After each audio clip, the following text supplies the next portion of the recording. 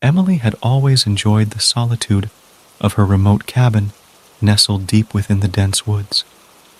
Her closest neighbor was miles away, and the only companions she had were the rustling leaves and the whispering winds. It was a life she had grown to love, but on this cold, moonless night, that solitude was about to become her greatest fear. The clock on the wall struck midnight, and Emily wrapped herself in a cozy blanket, sipping on her steaming cup of chamomile tea. Rain tapped on the windows like ghostly fingers, creating an eerie ambiance that sent shivers down her spine. She tried to dismiss the unease creeping over her, but her instincts were sharper than her rational mind. A creak echoed from the hallway, and Emily's heart skipped a beat. She strained her ears, hoping it was just the house settling. But then it happened again. A deliberate, slow creak, as if someone was stepping lightly on the old wooden floor. Her breath quickened, and she clutched her tea mug tightly. "Hello?" she called out, her voice trembling. Silence answered her, only interrupted by the relentless rain. She couldn't shake the feeling that she was not alone. With hesitant steps, Emily ventured into the dimly lit hallway, where shadows danced like specters. She had lived here for years and had never experienced anything like this. Her fingers brushed against the cool surface of a framed family photo, and she longed for the familiar faces of her loved ones who were miles away.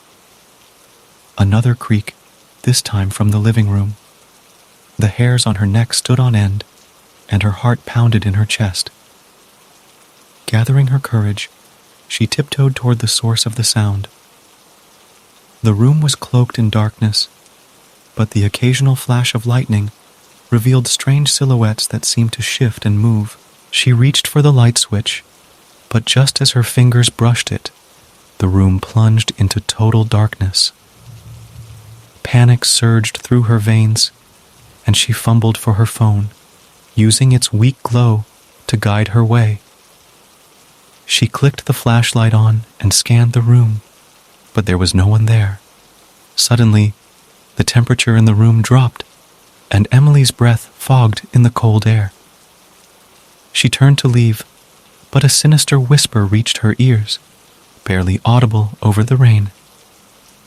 "Emily!"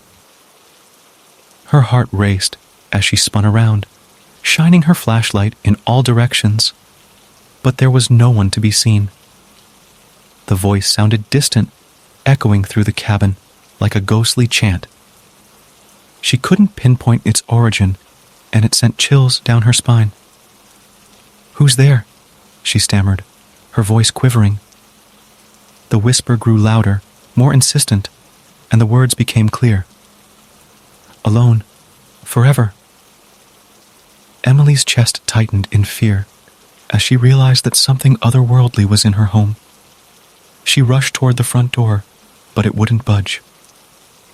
Panic set in, and she tugged at the door with all her might, but it remained locked. The whispering shadows closed in on her, their voices now a cacophony of eerie chants, all repeating the same dreadful message: alone, forever.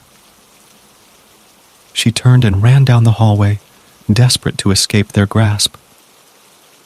In the kitchen, she spotted an old, dusty mirror hanging on the wall. Her reflection appeared distorted, as if it belonged to another world. She approached it cautiously, and her reflection changed. She saw herself, but her eyes were hollow and filled with terror. As she stared into the mirror, her reflection began to speak, its voice colder than death. "You cannot escape, Emily. You will be alone, forever." Tears welled up in Emily's eyes, and she pounded on the mirror, screaming for help. The whispers grew louder, filling the cabin with an oppressive dread that threatened to consume her. She felt like she was losing her mind. In a final act of desperation, Emily turned away from the mirror and rushed to the attic door. She climbed the creaky stairs, her heart pounding with each step. Once in the attic, she searched for anything that could help her break free from this nightmarish nightmare. In the corner, she found an old chest covered in dust and cobwebs. She threw it open, revealing a collection of ancient books and trinkets. Among them, she discovered a small, ornate key. Without hesitation, she rushed back downstairs and used the key to unlock the front door.